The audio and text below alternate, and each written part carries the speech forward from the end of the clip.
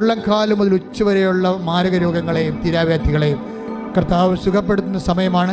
ശരീരത്തിൽ അകത്തുള്ള ആന്തരിക അവയവങ്ങൾക്കുണ്ടാകുന്ന പോരായ്മകൾ, ഗ്രന്ഥികളുടെ വീക്കം, ഗ്രന്ഥികളുടെ സ്രാവ് ഉൽപ്പാദിപ്പിക്കാത്ത അവസ്ഥകൾ, അതുപോലെ ഇമ്പോർട്ടൻ്റ് ആയിട്ടുള്ള അവസ്ഥകൾ, മക്കളുണ്ടാകാൻ സാധ്യതയില്ലാത്ത ശാരീരിക ജനിതകമായ തകരാറുകൾ എല്ലാം ഉള്ളവർക്ക് വേണ്ടി പ്രാർത്ഥിക്കാൻ പോവുകയാണ്.